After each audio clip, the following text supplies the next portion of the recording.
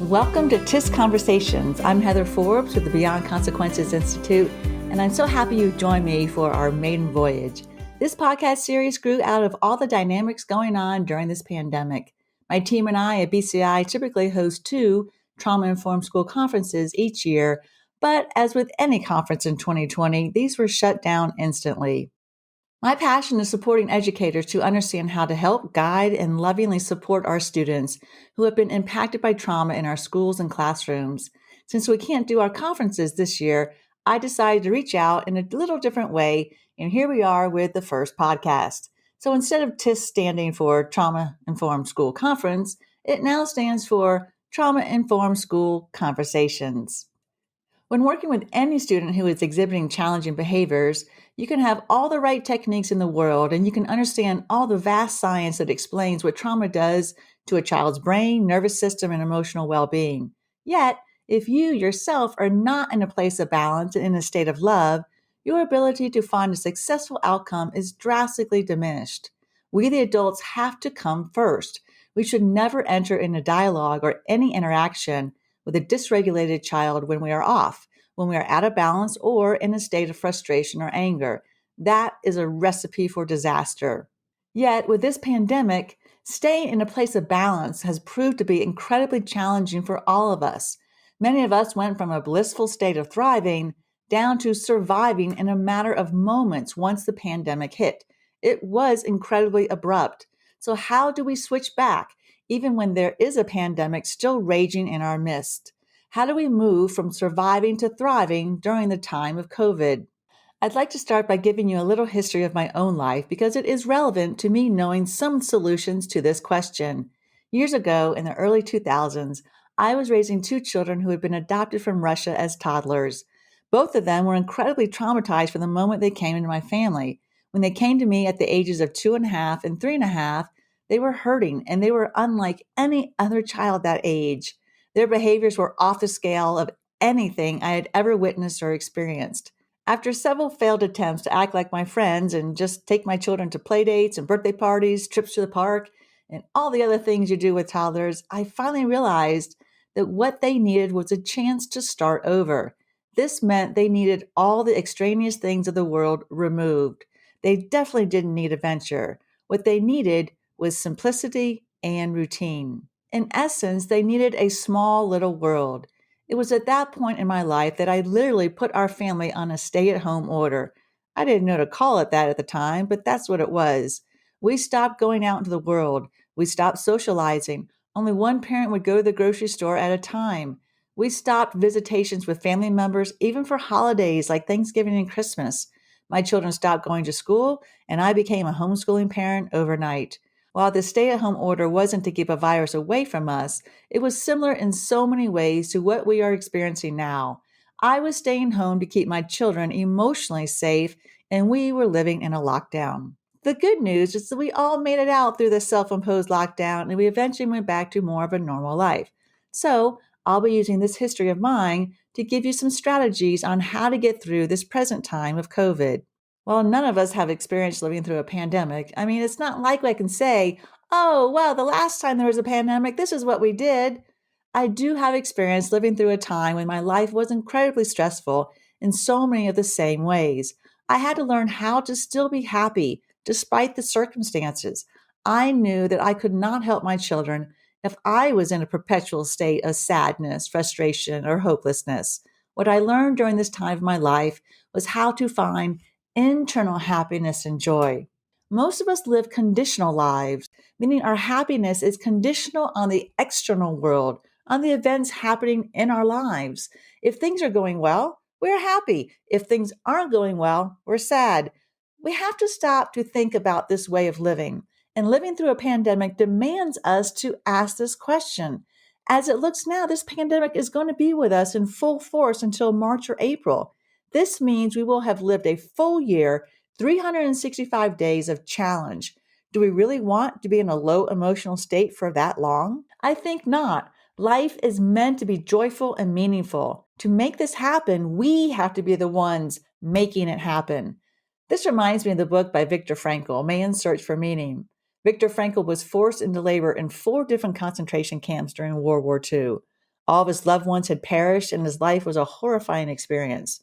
Yet, he still found a way to find meaning. It's a great example of what I'm talking about. But honestly, I kind of feel like your mother telling you to eat all your vegetables because there are starving children in Africa by giving you this example. Or maybe I'm more like your dad telling you should be happy because others have it way worse than you. So let's not go there. The reality is that this is a hard time for all of us. I don't know your exact situation, but I do know that your life has been upended and nothing is as it was. For that, I can be 100% certain. So let's talk about ways to turn this around. The first premise is that you have to see that the about phase comes first in your mind. We can hope for an end to this pandemic, and rest assured it will come. But do we really want our happiness and joy to be 100% dependent on a vaccine or a cure? No, I don't want you to have to wait that long. I want you to learn to be unconditionally happy so that you can have it now. This is an inside job, and it is up to us individually to find our path back to the state of thriving. First, you have to stop resisting reality. You can't spend your time wishing things were the same as they were before the pandemic. This will make you completely depressed. This is what, 8 or 9 months into this, we've all had time to do this, and it's time to move past it. The reality is that we are living in a pandemic. What is, is. This is such a lesson in accepting the conditions and going with it. But I also don't want you faking happiness. This isn't helpful either. You can't fake it until you make it, especially if you're a parent or a teacher. Your children know you. They know when you're being authentic and when you're not.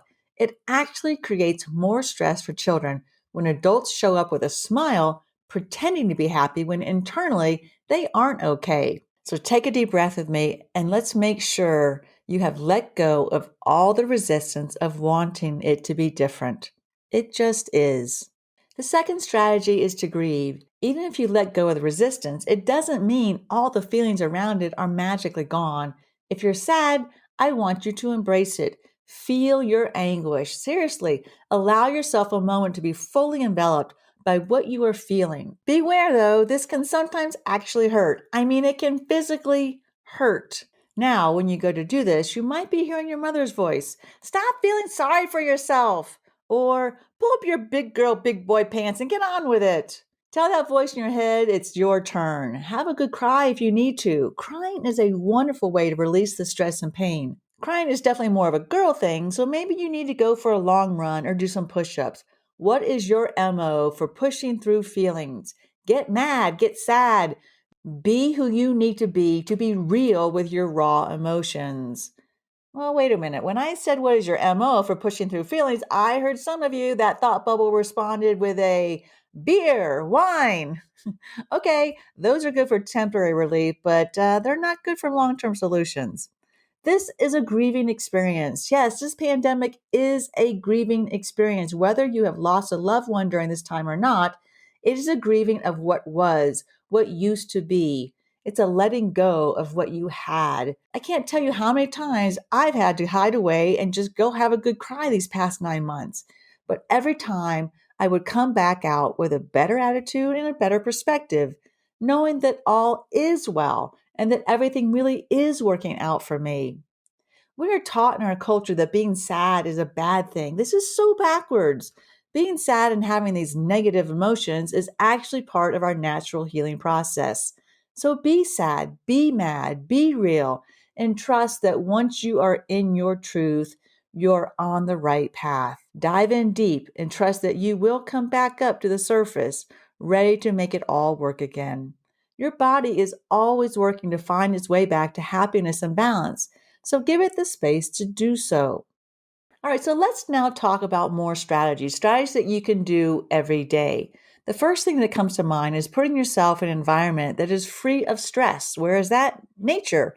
There is no resistance in nature. Nature is stress free. Yes, I want you to become a bit of a tree hugger. Now, I live in Colorado, so I know that I have an advantage over most people. Getting on a hiking trail is super easy for me. It's literally in my backyard.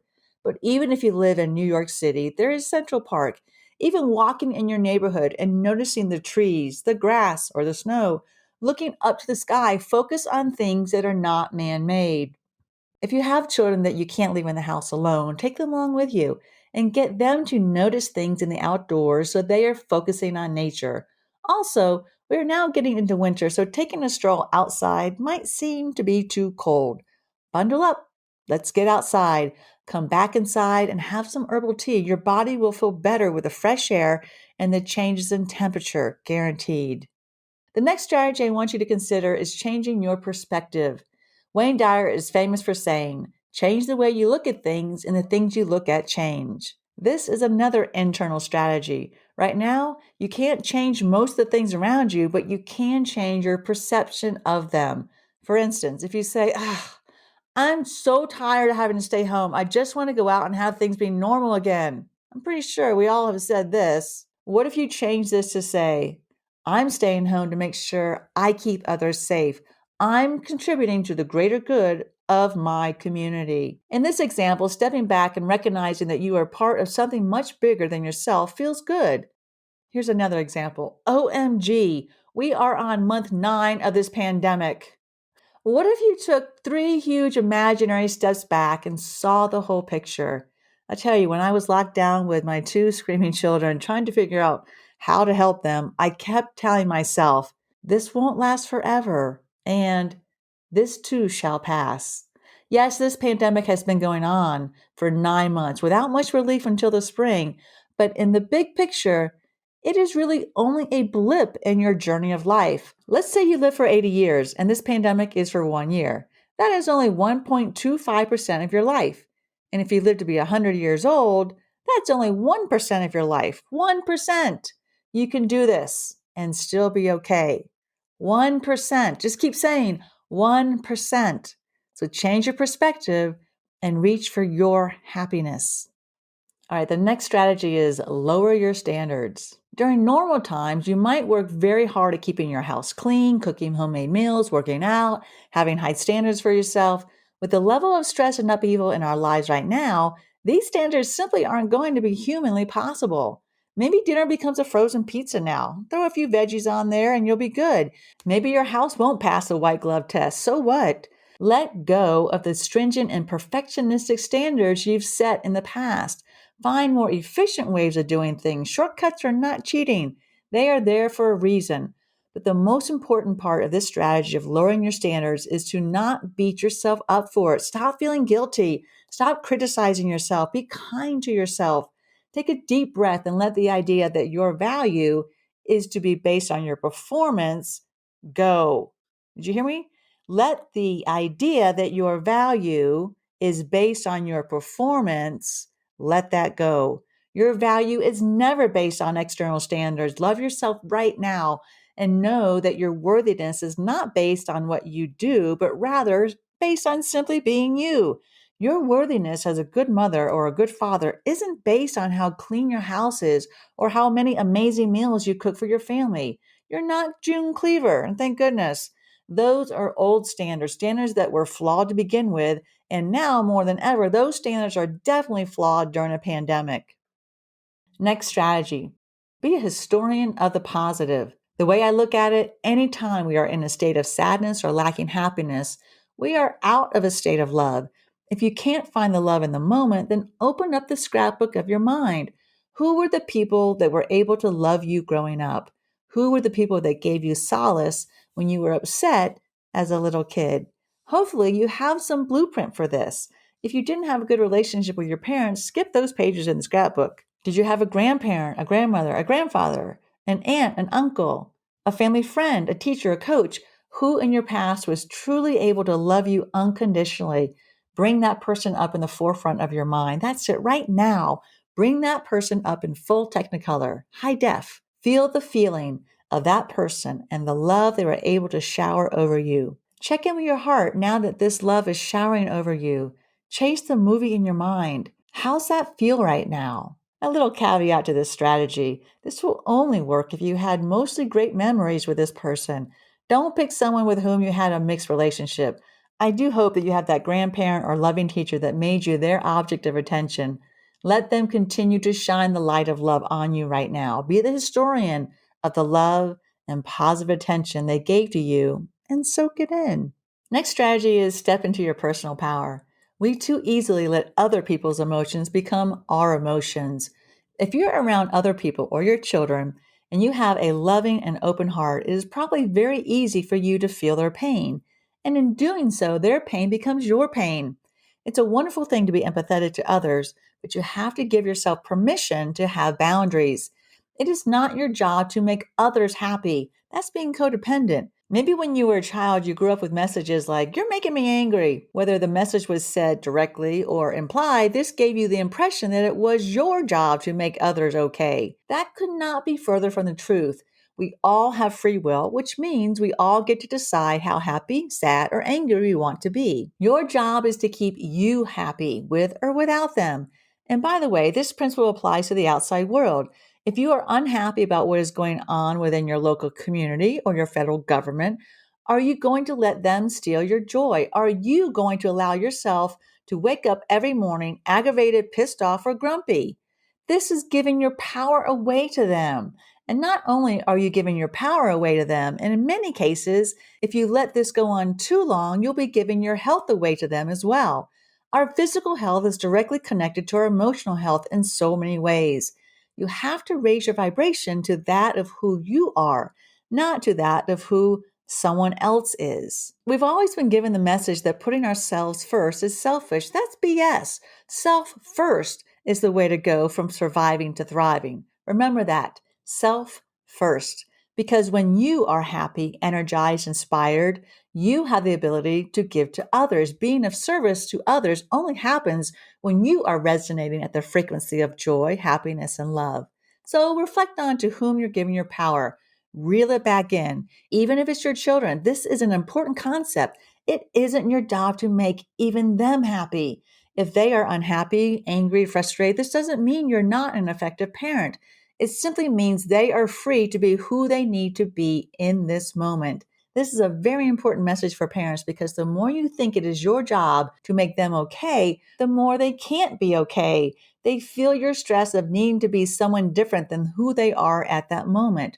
Trust that when you are there to support them, nurture them, guide them, and provide for them, they will find their way back to balance. Your job is to be the external support so that they can internally find their path back to bliss. If you're wanting more ways to learn how to step into your personal power, I have a CD I created that is called Dare to Love Yourself. If you're listening to this podcast, you probably don't actually want a CD though. Good news, it's available on iTunes, Amazon Music, Spotify. Look for the track titled Affirmation for Personal Power. It's totally a game changer. Honestly, it is one of the best resources I was able to use myself when I was going through my darkest and most challenging days. So step back into your personal power and never, never lose sight of the power you have within you. This leads me into my next strategy, affirmations. Many of you have tried affirmations and probably quickly abandoned them because most will say them like mantras, just short and sweet. Let's say, "Today is going to be a really good day," or "All is well in my world." Then your mind immediately argues with you. And guess who wins this argument? Your mind wins because your mind says, "No, it's not all well in my world." But you have to take control of your mind when you're feeling lousy. Your mind has a way of creating more of the same and going deeper and deeper into crazy town. And that isn't thriving at all. That's definitely the definition of surviving. In order for affirmations to work, the positive messages have to be stronger than the negative messages. You have to flood your mind with the positive until it finally lets go of the negative. One quick saying isn't going to do it. You've been rolling negative messages around your head for how many years? Like 30, 40, 50 years? Your mind is in survival, so it isn't going to let go of what is familiar very easily. So let's do a little exercise here, and I want you to practice with me and see how you feel afterwards. I'm going to say several statements, and I want you to repeat them with me. Repeat them out loud, though, not just silently in your head. You have to say them with conviction so they sound real. All right, you ready? Yeah, come on, come on. You can do this with me. All right, here we go. I wake up every morning with energy and joy. That's it. Say it with me. I wake up every morning with energy and joy. I see the positive side of every situation. I see the positive side of every situation. I am filled with energy and happiness. I am filled with energy and happiness. Life is getting better and better. Life is getting better and better. Wonderful is my new normal. Wonderful is my new normal. I'm always in the right place at the right time. I'm always in the right place at the right time. Things are always working out for me. Things are always working out for me. I have delicious enthusiasm for life. I have delicious enthusiasm for life. I believe in myself and I value myself. I believe in myself and I value myself. More and more, I am consistently in my own joy. More and more, I am consistently in my own joy. Every day, I am more aware of ways to have fun, no matter the circumstances. Every day, I am more aware of ways to have fun, no matter the circumstances. I am filled with energy and love. I am filled with energy and love. Love surrounds me, flows within me, and radiates out from me. Love surrounds me, flows within me, and radiates out from me. I choose love, joy, and freedom. I choose love, joy, and freedom. My body is strong and healthy. My body is strong and healthy. I am happy in my own skin, and I love myself. I am happy in my own skin, and I love myself. Negative reactions of others bounce off me. Negative reactions of others bounce off me. I maintain my balance always. I maintain my balance always. I love and accept myself exactly as I am. I love and accept myself exactly as I am. I am in a perpetual state of inner joy. I am in a perpetual state of inner joy. So, how do you feel? Maybe your mind is not convinced yet, but if you repeat these phrases a few times a day for the next 20 days, you will be happier. You have the ability to take control of your mind to move yourself into a higher state of happiness. Don't let your mind be a runaway train. Affirmations are an incredible resource for you, and they are something you can do almost anywhere and at almost any time. You have to find the feelings that you want. They come from within, not from the outside world. This is especially true right now. Your internal dialogue is your source of happiness. Remember, it's an inside job. Okay, my next strategy is my favorite, and it's called milk it. Yes, milk it. What I mean by this is that the next time you have a good feeling, hold on to that feeling, milk it.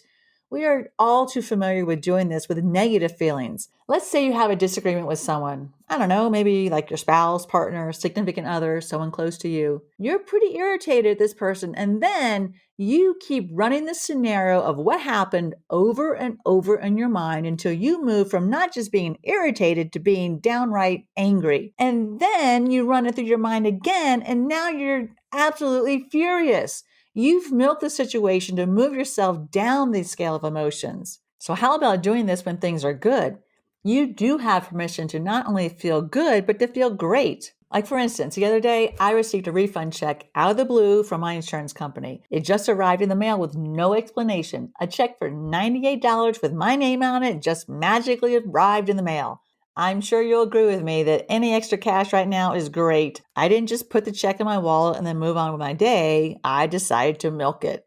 I was like, I love my insurance company. They're the best. I received $98 back. No one ever gets money back from their insurance company, but I did. That's right, I did. And here it is. And so I'm going to wait a few days until I deposit the check so I can just milk this glorious feeling. And I keep telling myself the story over and over again. I relive the story from walking out to my mailbox, not expecting anything but bills. And then wham, there it is right now. I can feel myself opening the envelope in great anticipation because from the outside of the envelope, I could tell it was a check. And I'm going to keep telling this story over and over in my mind to the point that I'm not only happy, I'm euphoric about receiving a refund check out of the blue. So milk the good things are happening, even if they're little things. Even if you find a penny on the ground, tails up, don't be thinking it's bad luck. You found a gift and it's for you. Milk it. This will be interesting for you to do. You might start hearing that negative parent voice in your head that says, enough already, get back to the real world.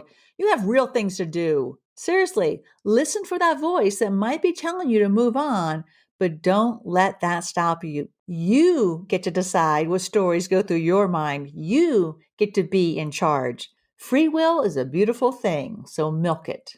All right, the next strategy is Plan B.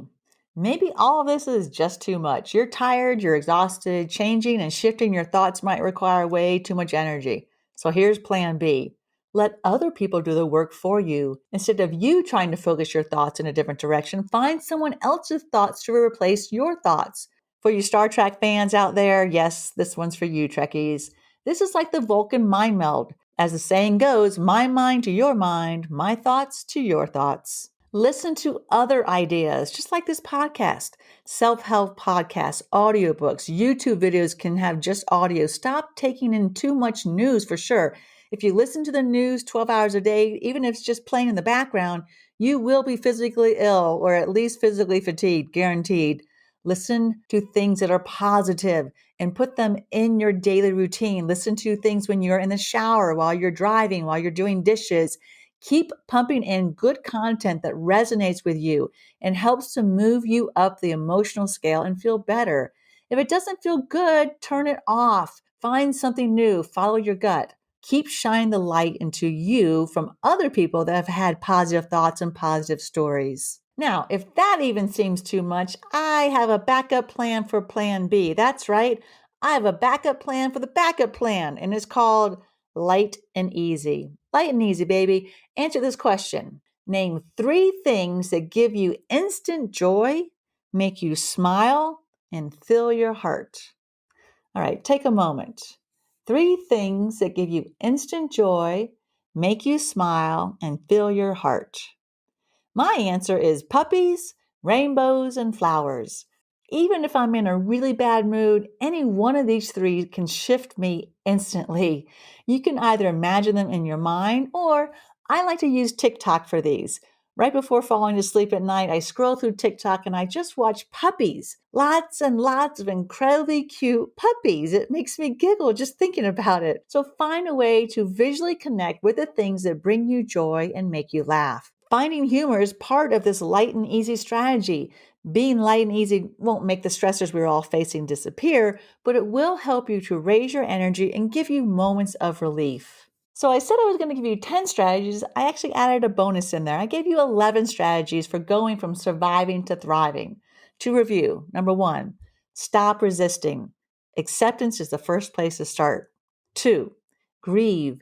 Let yourself have a good cry. Let go of the pain and the negative energy. Clean yourself out to add in all the good stuff. 3, nature. Get out in nature. There's no stress in nature. Get some fresh air.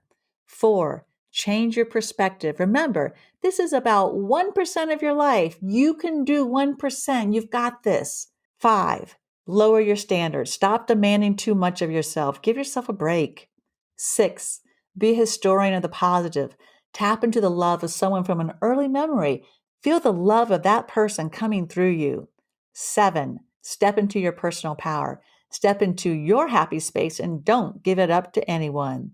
8, affirmations. What you think about, you bring about. Keep the good thoughts replaying in your mind. 9, milk it. When something positive does happen, or when you have that good feeling thought, hold on to it. Milk that feeling.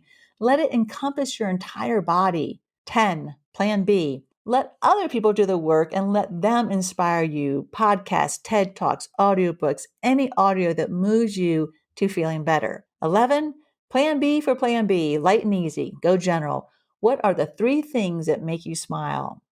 All right, so those are your 11 strategies for moving from surviving to thriving.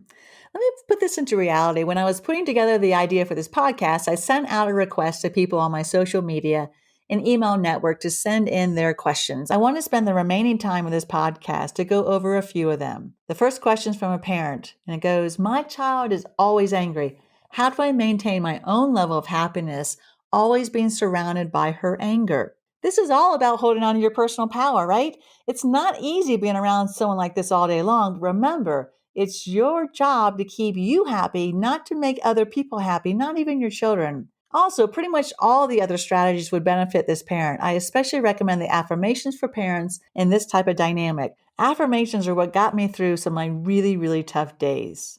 All right, second question says, how can I remain calm and not get, quote, worked up by the emotional reactions of others? Pretty much the same answer to the first question. You have to learn to be Teflon. Let other people's reactions slide off of you. Hold strong to your personal power. Keep pumping your mind with inspiration and loving thoughts through your earbuds, because that's how you will get through when those rough moments happen. Third question, how do you let go of your own expectations of feeling like you need to have everything done, even though there's literally not enough time in the day? Explanation point. The answer to this is definitely lower your standards, prioritize, and see where you can be more efficient. Where can you substitute something you normally would have seen as not a good thing, like frozen pizza or not making your bed, and just go with it. Remember, this is temporary. Also, remember that your thoughts might be giving you the message that you're a failure if you don't get it all done. Make sure you aren't running your negative, critical parent voice in your head. Be kind to yourself. Fourth question. I'm a deaf teacher working with DHH population during the pandemic. The mask thing is killing me. Surviving tools is something I crave, but I often compete against auditory resources. I agree with the mask thing. It is so hard for me. So I can't imagine how hard it is for working with a hearing impaired. My heart goes out to you. But many of the strategies I've given you will still work. Because remember, this is about changing things in your mind. You can create that no matter what. There are no barriers to that. So my strategy about listening to audiobooks and podcasts obviously is an issue, but many of those have transcripts and closed captions. But the other strategies I've listed are all about changing the thinking of the internal dialogue. So you have the ability to do that. Question number 5. What trauma-informed micro-mindful practices are you including to insert into essential workers' daily routine to maintain balance and resilience? Most of the strategies that I gave seriously can be done in little moments of 5 or 10 minutes through anyone's day. During a break, when you're walking down from one place to another place, in between working with others. It will take focusing and internal reminders to keep doing them, though. That's the hard part. We have to get in the habit of doing it. We have to set, though, our number one goal for each day is to reach for a good feeling thought. That's your goal when you wake up, no matter what your job is. When you are mindful to make it your goal to be happy, you'll find the time in between all the demands placed on you. Just takes practice and getting into making that a habit. Okay, last question. Working in a helping profession can sometimes result in empathy fatigue. How do I re-energize myself to continue working with a renewed spirit of help?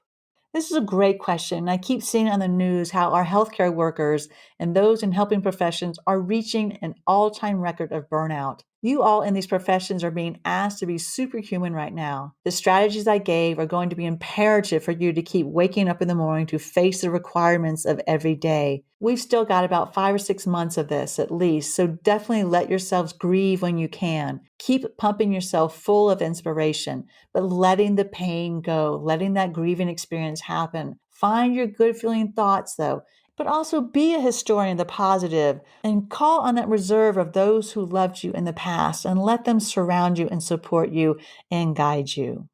So for everyone, I encourage you to try out these 11 different strategies. Some of them will fit you well, and some of them just won't be a good fit. See what works for you, but find the ones that do and be mindful of them and use them and practice them and make them a part of your everyday routine. Your ability to find your happiness internally is absolutely available to you always, always, no matter what's happening in the external world. Yes, it's not always that easy, and it is much easier to have the external world a happy place. That way, it's easier for your internal world to be happy. But nonetheless, you have the power within you, and never ever forget the power you have within your mind and within your heart. So join me next time. I have 2 conversations coming up with Rick Lavoie, and he is an amazing person that understands children with challenging behaviors. We'll be doing one podcast specifically designed for parents and one specifically designed for professionals. So see you next time. This has been TISConversations. I'm Heather Forbes with the Beyond Consequences Institute. For more trauma-informed resources, please visit beyondconsequences.com. Thanks for listening, and remember, love always prevails.